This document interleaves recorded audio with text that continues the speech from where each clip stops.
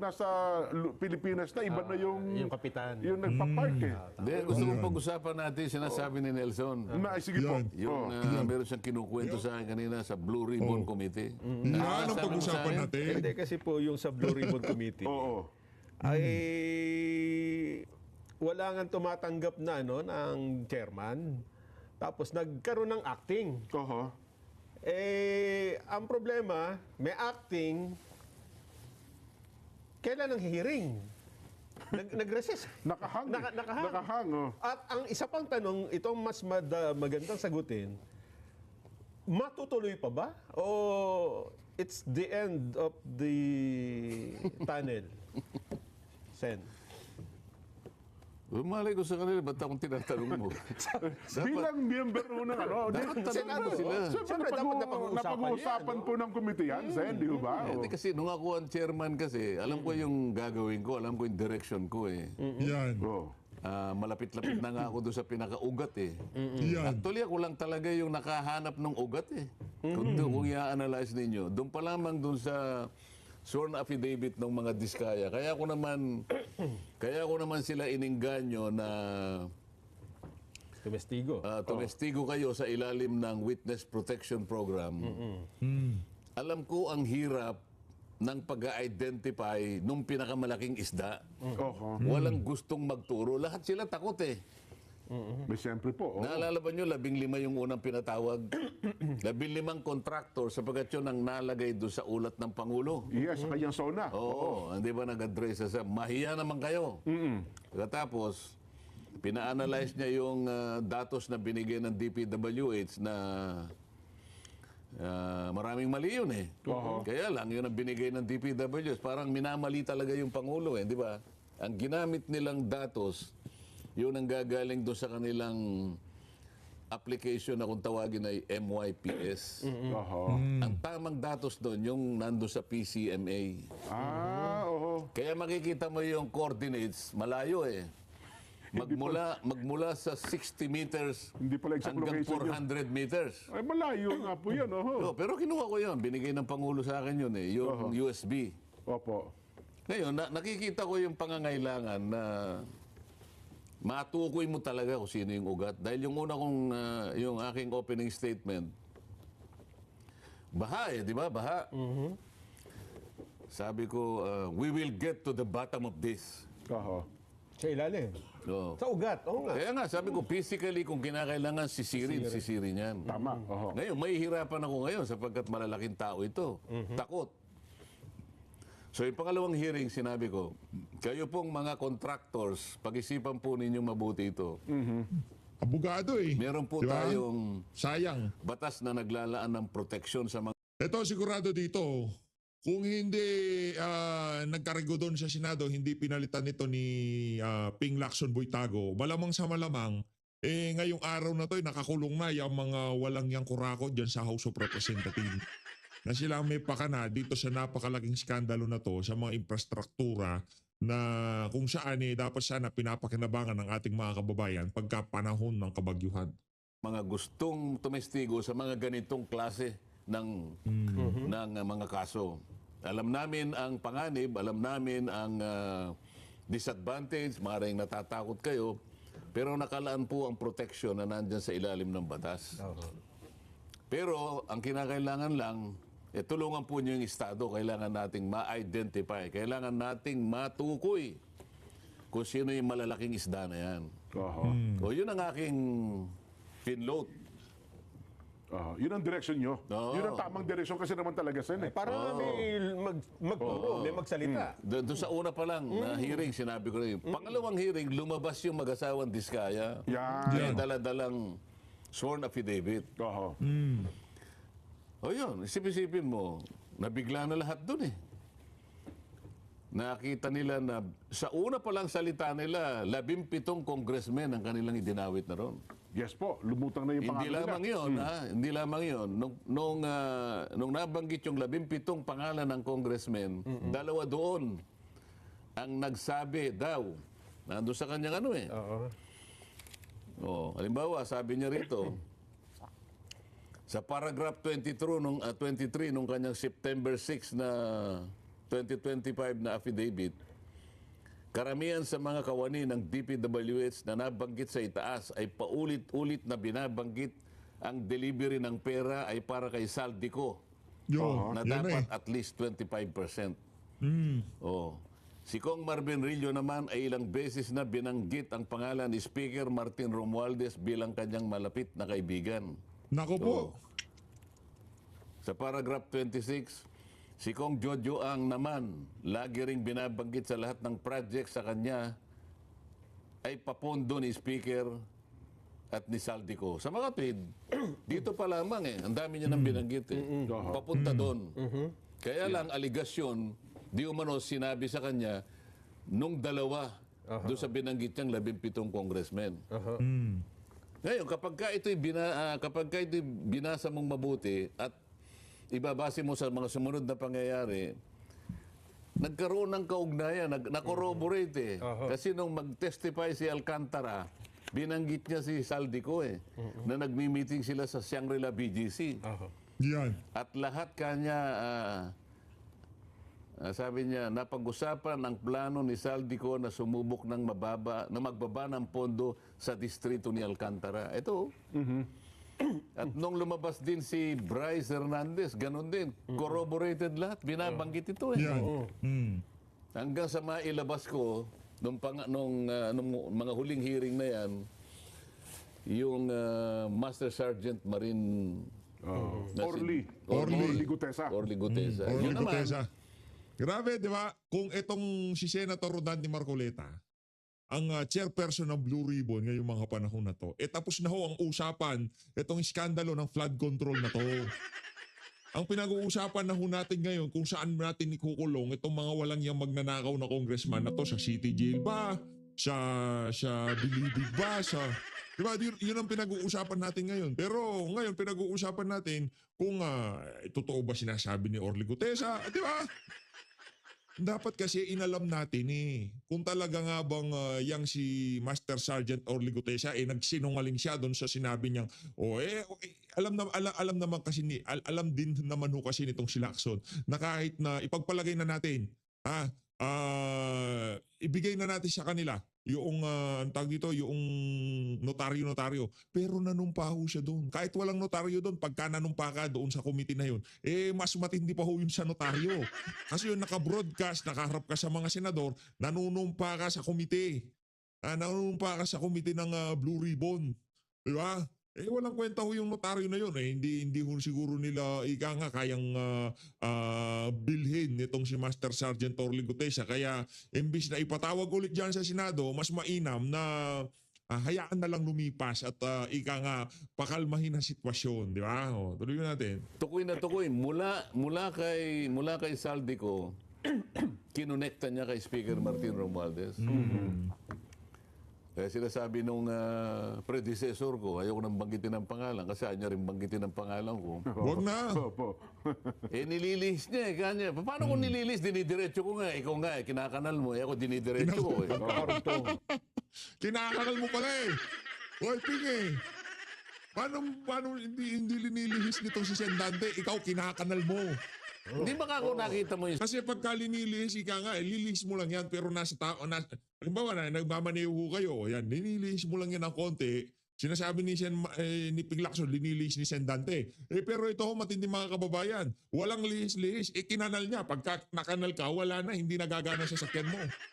Kailangan mo pa ng jack, kailangan mo pa ng pang-angat dyan bago mo mapaandar ulit. Sino yung pang-angat na yan? Si Rodante Marcoleta. Kung gusto natin dumiretso yung hearing na yan, ibalik yung si Rodante Marcoleta bilang chairperson ng Blue Ribbon Committee.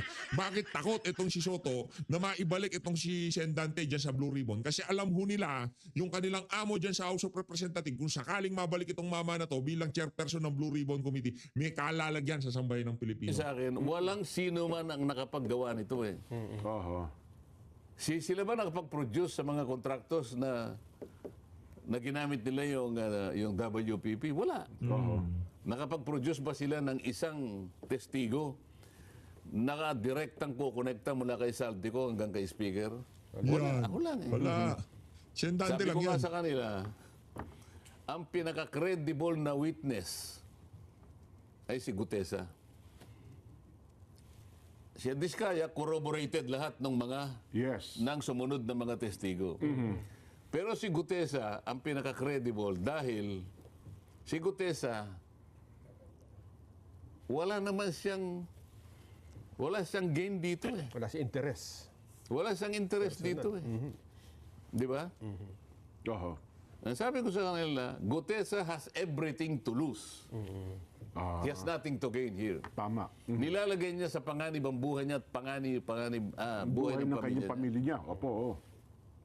So, alam mo, sa law on evidence, maski sa mga kasong katulad ng ganyan, ang pinakamataas na uri ng pagtetestigo at saka ng ebidensya, kapag ikaw ay tumestigo laban sa iyong sariling interes, tinatanggap ng korte mataas na uri ng ebidensya yun. Oho. Si Gutesa, wala siyang ganansya eh. papakinabang. Anong kailangan mo?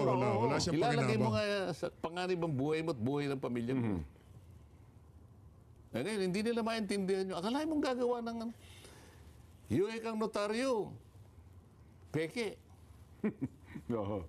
Kasalanan ba ni Ligutesa. Gutesa na magpanotaryo doon sa nakalinya, doon sa may street na kung tawagin street yung sa may Pasay. Sabi ko kasi sa kanya, para mapaniwala mo ako na talagang matatag ka at lahat ng sinasabi mong yan ay tama, Solido. may panahon pa naman, magpanotaryo ka. Yan. Oho. Para sa akin lang yun eh. Opo naman. Oh. Para pabilibin niya lang ako. Yan. Kasi mabigat yung mabigat yung Yung mga akusasyon niya, opo, yung mga nung parato basahin niya. ko, sabi ko, mabigat yan nakahanda ka ba riyan? Opo. Ba't mo gagawin to? Para sa bansa po kanya. Solid, Ako po ay nalulungkot na yung palang mali-malitang perang binubuhat namin at dinadala sa mga bahay-bahay yung pala ay galing dyan sa mga pinag-uusapan po nyo sa Blue Ribbon Committee, sabi niya. Oho. Matagal na ako hinahanap eh. O sige kako, sige, finalize mo na yan. Kung total, may oras pa naman, humanap ka ng notaryo. Yan. Nakahanap doon sa may Villaruel. Villaruel Sabi Street. ko sa kanya, Opo. litratuhin mo yung kung Notary saan ka public, nagpanotaryo para meron tayong referensya. Opo. O pinanotaryo, nung makita ko yung lugar talagang lang parang Maliit na lang po. pangkaraniwan na street lang na nakalagay po Notary Public 24/7. Walang tulugan yun, Zed. Kasalanan ba ni Gutesa na magpanotaryo doon sino bang magdadrisil, hindi ba sila? Yes po. Sino maglalagay ng document number, page number, book number, bla bla bla. Sino mag-i-stamp nung Manila? Wala naman siyang pang-stamp na gano'n Oho. Yung notarial details. Ayan. Kung hindi man pumirma yung abogada, siguradong meron siyang tao doon. May sekretarya na siya yung pinapipirma niya dyan. May ibang taong Yan. pumipirma. Oo, alam mo yung notaryo ngayon, naging cottage industry na Totoo po yan. Wala nang formalidad dyan. Dapat ang Korte Suprema ay bawal yung mga ganyan. Oho. Kasi sa notarial law, Jen, Nelson, yung nagpapanotaryo at saka yung nagnunotaryo, kailangan magkaharap. Yun pala yun. Pupunta ka sa notaryo, pupunta ka sa Quezon City halimbawa. Opo. Ang dami dyan nakatalatag. Pag ginanyan mo yung papel mo, relax ka lang dyan, bata ka niya. Itatype Kukunin mo niya. yan. Kukunin. Pagkatapos niyang kailangan, magkano po? 50 kanyo, kaya 100. Yan na kanya. Pirma. Oh. Babalik ka ba doon? Ma'am, sandali po, bago po ako umalis, pwede po bang... Kayo po ba talagang pumirma nito? Wala namang gumagawa po. Pirman nyo nga uli para malaman ko kung talagang yung pumirma nito. Wala namang ganun Oho. Pagkatapos sasabihin nila, hindi kanya, mali yung... Notaryo. May perjury dyan. Paano perjury? Kahit na wala ng notaryo, humarap nga sila sa inyo Oho. Humarap siya. Sumumpa siya sa harap ng kapulungan. Pinagtatanong nyo siya. Oho. Tapos sasabihin nyo, Peke. gagawan nyo ng butas yung notaryo. Oho. Nako. Ito yung tinatanong mo kanina. Ang tanong mo kanina, tutuloy pa ba? Oo, yun nga po. Yan. Yun ang inaabangan ng marami, Zed. Napakarami. Yun ang problema ko kasi mga kababayan. Pagkatapos yung pinanumpa, pagkatapos yung pinagtatatanong, dahil napakasulido nung kanyang mga testimonya, biglang hatak ko kayo pabalik, sasabihin nyo ng ganito na, Hindi, ano yan, pwede siyang makasuhan ng perjury kasi nagsinungaling siya. Malay ba natin natakot dito kay Martin Romualdez yung, at kay Zaldico yung nagnotaryo ng kanyang mga dokumento, di ba? Hindi niya naisip na ang nakalagay pala doon sa pinanotaryo sa kanya pangalan ni Martin Romualdez at nitong si Zaldico. Di, kung alam lang siguro nitong si Master Sergeant Orly Gutesa, di man lamang siya magpapanotaryo dun eh. Kasing aligasyon dyan eh. Baka pag tinuloy, baka may lalabas na namang, baka Philippine Air Force naman ang, Ganun ba? o kaya SAP. Nako. Eh, sila nagsasabi nun, ha? Ako hindi. Wala akong sinasabing ganyan. Ganon. Baka mayroon pa Bakit ang dami pang dapat natawagin? Bakit hindi yun ang unahin? Unang-una, 17 ang binanggit ni Diskaya, ng mga Diskaya. Bakit hindi Yan. ilabas? Oho. Para pagtatanungin yung 17 congressmen. Di ba? Oho. Si Chavit Singson nag-disclose Ngayon po, oh. sa Parang Club nag-motion Filipino. kayo na ipatawag din siya, di ba? Oo. Oh. Ba't di patawag yun? Si Martin Romualdez, ilang beses nabanggit na, kinonekta na. Oho. Kailangan, kailangan kauna-una ipatawag. Nagpahayag siya na willing daw siya, di ba? Kung talaga ipatatawag, oh. Naglabas ng statement ng Iba yung willing, iba yung humarap ka doon. Para makita natin kung gaano ka kung sasagot sa mga tanong. Willing siya kaso. Sinabi nung aking predecessor na hindi ko na binabanggit ang pangalan dahil ayaw yung banggitin ang pangalan ko. Yan. 67 daw ang congressman na contractor. Ayaw yan. Bakit hindi patawag yun? Ang daming dahilan na dapat ituluyan at marami kayong dapat na ilabas dyan. Pagtatanungin natin lahat yan. Nako, laki ng ano nun, laki nung hindi nung banat na yun ni Senator Rodante Marcoleta. Di ba binibida niya? Noong lumabas itong balita na to, noong talagang umalingasaw sa sambayan ng Pilipino itong issue ng flood control na to. Anong pagpapabidang ginawa nitong si Ping Lacson Boytago? Ha? 64 congressman, kontratista, kongresista. Nasaan na? Asan na yung mga ano ka pala Mayor Benjamin Magalong ka eh. O nung siguro namantikaan na ng konti, at na binalaan siya nung amo niya na ay wag mong banggain yung mga bata ko yan, mga kontratistang kongresista yan, wag mong mabanggit-banggit yung 64 na yan. Nanahimik si Lacson.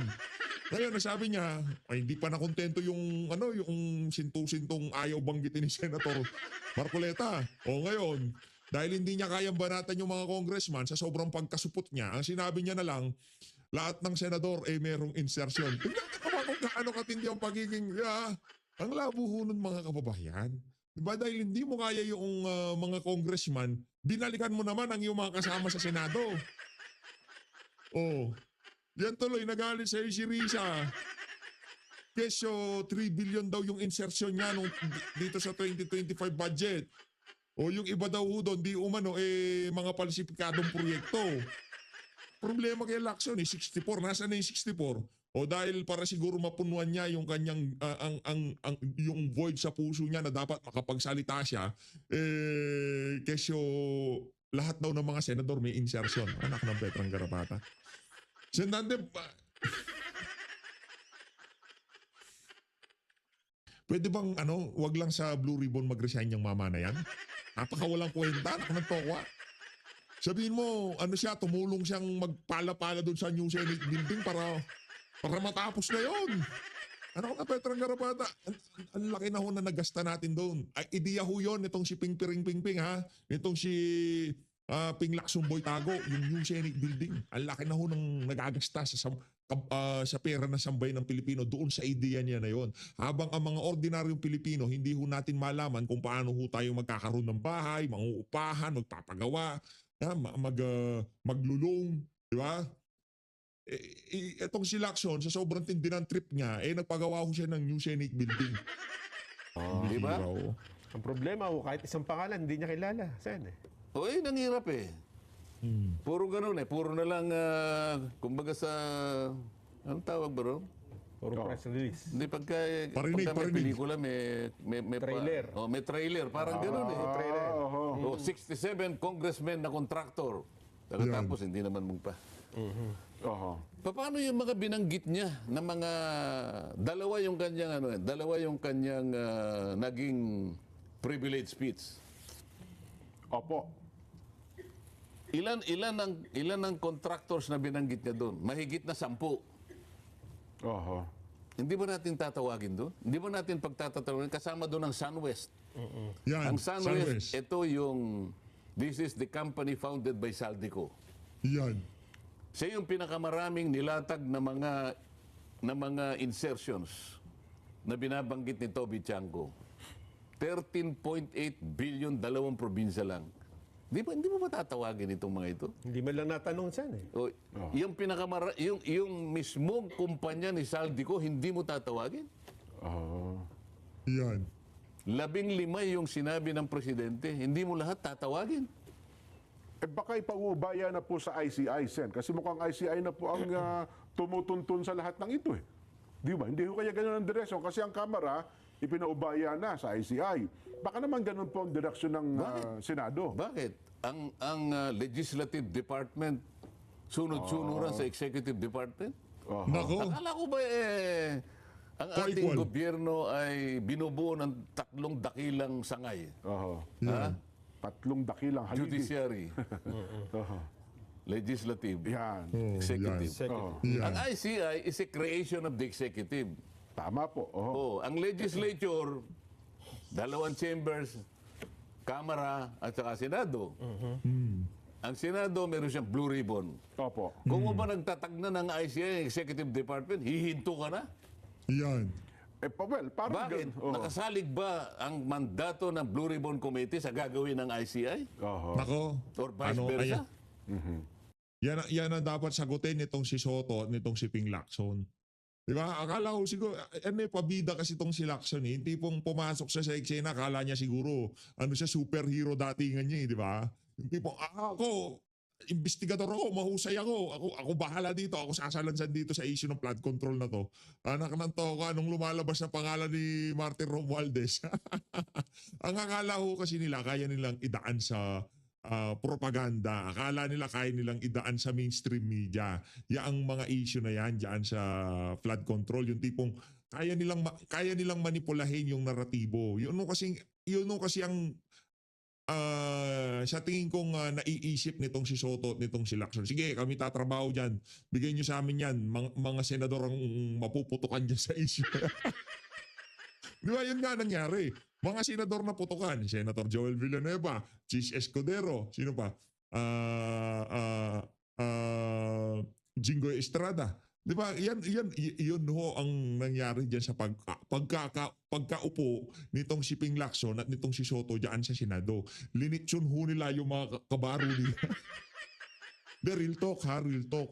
Real talk, walang anumang ebidensya ha, walang ebidensya, walang kung ano-ano man. Biglang nakaladkad ang pangalan nitong dalawa na to. Ako naniniwala ako, from the bottom of my heart.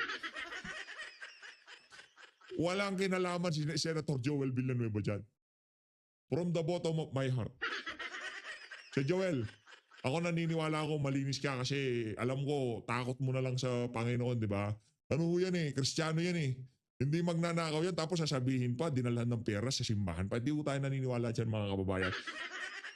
Di ba? Siyan, alam mo, hindi mo alam pero naniniwala ako na hindi mo magagawang magnakaw sa kaban ng sambayan ng Pilipino. Ngayon kung meron magko-comment dito sa comment section, ako hindi ako naniniwala, sasabihin lang magnanakaw ka, wala tayong magagawa. Hindi. Sagutin mo, Nelson. May isa pa problema. Oo. Kasi alam mo, itinigil ang Blue Ribbon, ang ICI ay ayaw namang i-open. So ang mga tao ay maghahanap talaga ng hindi ba? Maghahanap ng sagot sa mga katanungang nabubuo sa Bakit kanilang naman, isipan. bakit mo sila sisisihin na maghanap talaga yan? Oho. Hindi ba nung inopen ko nga yung kauna-unahan sa dami na nag-text sa akin, dahil nakita nga talaga yung kung napakaraming perang nasa laula na talagang pandarambong talaga. Ilan ba yung nag-text sa akin na halos umuusok yung Pandarambong, bong. Ika nga, di ba? Pandarambong, bong. Pandarambong, bong. aking cellphone? Sinabi ko nga doon sa biyayar na nakaharap Nabuti na lang nandito ka, sabi ko. Paano ko sasagutin ito? Sabi ko sa kanya. Ang sabi nila sa akin, Senator, yan po pala ng aming buwis na binabayad, ay dyan lang po pala napupunta. Alam po ba ninyo na dugo at pawis, pati sipon po kanya. Naku po. Naghalo-halo na. Talaga pong sa kagustuhan lang namin makatulong sa gobyerno, talagang kami po'y nagbabayad talaga. Diyan lang pala ginagamit ang buwis namin. Pwede po bang ilaban nyo kami?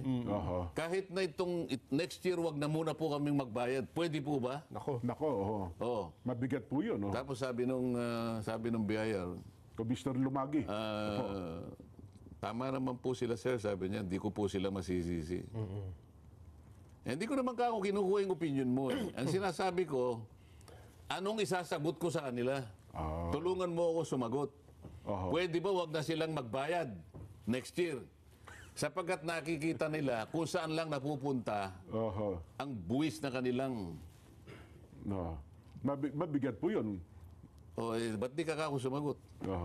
Babagsak ang gobyerno pag ako nagbayad ng Hindi, ayaw buwis. niya sumagot. Wala kang may sasagot. Wala po. Ikaw kako, DPWH. Wala rin po. No, sabi ko, sige ako nagsasagot. Ayan. Sabi ko, wag ninyong gagawin. Yan. Tama kayo. Kasi po, pag ganyan po yung ginawa nyo, Tama lalo naman po ho, tama. tayong babagsak bilang isang bansa. Ako na po nakikiusap sa inyo. Kaya nga po nandito kami para ayusin natin ito. Usigin natin ang dapat na usigin. Maibalik po yung pera talaga na nawala.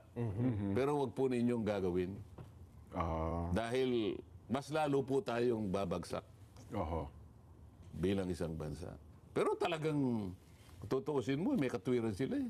Ayaw po naman, sentimiento ng tao. Kaya ngayon, tinatanong mo kanina, natanong mo pala, Nelson, talagang maghahanap sila ng kasagutan dito. Alam nilang inopen natin ito. Alam nila seryoso tayo na matukoy natin kung sino-sino yung mga walang hiya na yan. Pagkatapos hihinto mo, yung isa naman, nagpapatuloy, Pero palihim naman ang palihim investigasyon. naman. Magdududa ang taong bayan. Baka nga bumalik na naman sila eh. Talagang hindi na kami magbabayad. Pagka ganyan naman Delikado, sir. Delikado pag ganyan. si Kong Marcoleta, tama po yung pakiusap niya. Okay na po. Inalis po siya eh. Yun. Paano ngayon yan? Ito pa isang tanong. Kung ibalik kayo sa chairmanship, Ako na sasagot, Sen. Huwag niyo tatanggapin. huwag natin pangunahan. Baka naman, Hindi, ako naman tatanungin, Sen, tanggapin nyo.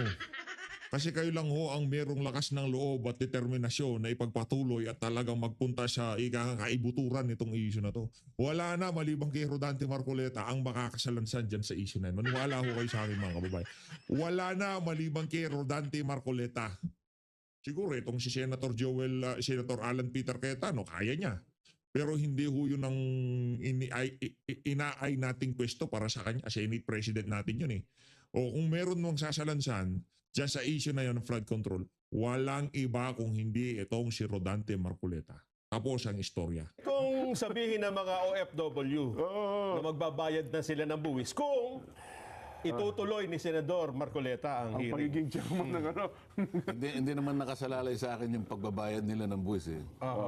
Kasi ako, pinakita ko na sa kanila ang dapat nating gawin. Ang problema, pinopolitika ng mga kasama namin eh. Para sa akin, hindi sila naghahanap ng kasagutan eh. Para sa akin, hindi ko sila kasangga kung pag-uusapan yung seryosong paghahanap kung sino talaga yung ulo ng kawatan. Ako nakita ko na eh. Nakita ko na. Na-establish ko na pagkatapos ako ang binibira ngayon.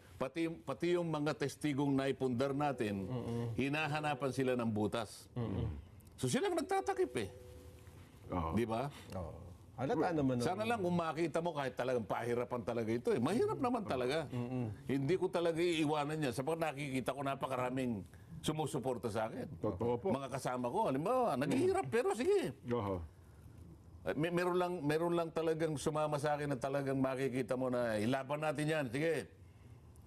Ba't ko naman iiwan? Ang problema, tinanggal ako eh. Yun na nga po. Mukhang Wala tayong Vox Populi. mas masarap na ho ang panonood ng ating mga kababayan sa social media. Pero ituloy ko na sa inyo yung punto na yon. Pero, Yan. paano po ito kung walang magiging mapipiling chairman at saka nag-iiba-iba na ho ang direksyon eh. Bakit po pinoproblema yun? Problema ng ating Senate Senate President President. dyan. Hindi, siyempre, tutulungan natin ng Senate President. Kawawa. Kawawa din naman. Bilang mamamayang Pilipino, tayong naghahanap ng kasagutan eh. Di ho ba? Oh. Sila yung nauna dyan. Eh. Sabi nila, mas magaling kanyang mag-imbestiga si ganito. Yan. O sige. Sige ikaw. Ang problema, hindi niya nabigyan ng distinction yung dalawang bagay eh. Oo. Ang mandato ng Blue Ribbon Committee, investigation in aid of legislation. Isa po yun. Oho. Yun ang tuntunin mo. Yun ang direction mo eh. Oho. Ay, yung isa, police investigation ang kanyang alam. Tingnan mo, halimbawa, kapag ikaw ay chairman ng Blue Ribbon Committee, investigation in aid of legislation, Opo. ang tingin mo doon sa mga taong pinatawag mo, resource persons. Yes. Oho. May paggalang doon. Kasi sa tuntunin mo, igagalang mo, may karapatan sila. Hindi mo pagbububulyawin doon. At totoo naman. Hindi mo sasabihin, pinaglululoko mo yan. Hindi pwede yun. Oho. Sa police investigation, iba na yun. Pagdududuruin mo na sila, testigong... Ito yung hindi malinaw. Pagkatapos, nag-hearing, Yan. Blue Ribbon, ha? Opo. Anong ginagawa ng Department of Justice Secretary doon? Nako. Tapos kukunin niya yung testigo o yung resource person. Dadali niya sa NBI. Pagbalik niya, iharap niya uli sa amin, meron siya supplemental affidavit. May dagdag. Teka muna ka, ano ba nangyayari sa atin? Pinaghahalo nyo na yung balat sa tinalupan eh. Yan. Pagkatapos pupunta yung dalawa doon sa ICI, Opo. meron ba ako tayong tuntunin dito? Meron ba tayong pinag-usapan na tuntunin kung paano tayo magko-collaborate doon sa, ano ICI. tawag doon, ICI? Ano na yun? Independent Commission on Infrastructure. Paano independent yun? Oho. Gawa yun ng Executive Department. Ang budget niya, Executive Department. Oho. Ang tinutugis natin, DPWH yung iba. Executive Department. Executive Department. Paano? Pagtatakpan mo yung Executive Department, katapos meron silang isa sa mga powers nila, upon request, the ICI shall obtain information from the House of Representatives, from the Senate, Oho. from the courts, from the Sandigan Bayan, and Yes. from any other public authority. Yan. May Paano kang kapangyarihan. independent? Ba't nangunguha? Dapat ikaw, bahala ka sa buhay mo. Huwag kang ibig ba sabihin, wala tayong choice ka ako?